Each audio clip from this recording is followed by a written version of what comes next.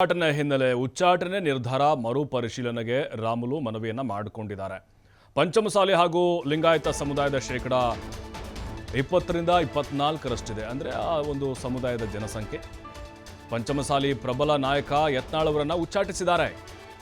ಮರುಪರಿಶೀಲನೆ ಮಾಡಬೇಕು ಹೈಕಮಾಂಡ್ ಅಂತ ಹೇಳಿ ಮಾಜಿ ಸಚಿವ ಶ್ರೀರಾಮುಲು ಮನವಿಯನ್ನ ಮಾಡಿಕೊಂಡಿದ್ದಾರೆ. ಅಂದರೆ ಆ ಸಮುದಾಯದ ಪ್ರಬಲ ನಾಯಕರಾಗಿದ್ದಾರೆ ಅವರು. ಇಡೀ ಪಂಚಮಸಾಲಿ ಸಮುದಾಯ ಬಿಜೆಪಿ ಜೊತೆಗಿದೆ. ಆ ಸಮುದಾಯಕ್ಕೆ ನೋವಾಗಬಾರದು. ನಾನು ಸಾಕಷ್ಟು ಬಾರಿ ಯತ್ನಾಳ್ ಅವ್ರಿಗೆ ಹೇಳಿದ್ದೆ, ನೀವು ನೇರ ನಿಷ್ಠುರವಾದಿ ಹಿಂದುತ್ವವಾದಿ ಇದ್ದೀರಿ, ನಮಗೆಲ್ಲೋ ಒಂದು ಕಡೆ ತೊಂದರೆ ಆಗುತ್ತೆ ಅಂತ ಹೇಳಿದ್ದೆ. ವ್ಯಕ್ತಿಗಿಂತ ಪಕ್ಷ ದೊಡ್ಡದು, ಪಕ್ಷಕ್ಕಿಂತ ದೇಶ ದೊಡ್ಡದು. ಯತ್ನಾಳ್ ಉಚ್ಚಾಟನೆಯಿಂದ ಲಿಂಗಾಯತ ಸಮುದಾಯ ನೊಂದಿದೆ. ಹೀಗಾಗಿ ರಾಷ್ಟ್ರೀಯ ನಾಯಕರು ಮರು ಪರಿಶೀಲನೆ ಮಾಡಬೇಕು ಅಂತ ಬಳ್ಳಾರಿಯಲ್ಲಿ ಮಾಜಿ ಸಚಿವ ಶ್ರೀರಾಮುಲು ಹೇಳಿದ್ದಾರೆ. ಒಂದು ಲಿಂಗಾಯತ ಪಂಚಮಸಾಲಿಯ ನಾಯಕರನ್ನು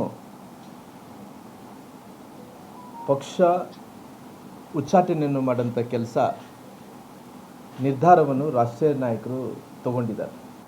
ಹತ್ತತ್ರ ಒಂದು 24%, 25%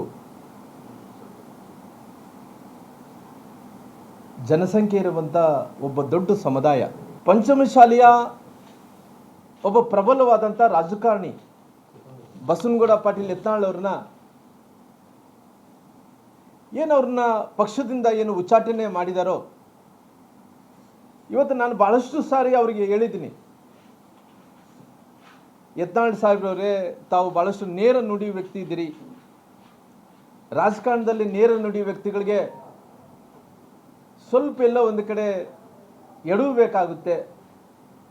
ನೀವು ಜೊತೆಲಿ ಪಕ್ಕಾ ಹಿಂದುತ್ವವಾದಿ ಇದ್ದೀರಿ. ಆ ಹಿಂದುತ್ವವಾದಿ ಇದ್ರಂಥ ಟೈಮಲ್ಲಿ ಕೂಡ ಎಲ್ಲೋ ಒಂದು ಕಡೆ ತೊಂದರೆ ಆಗ್ಬೋದು ಅಂತೇಳಿ ಭಾಳಷ್ಟು ಸಾರಿ ನೇರ ನುಡಿಯಾಗಿ ಮಾತಾಡಬಾರ್ದು.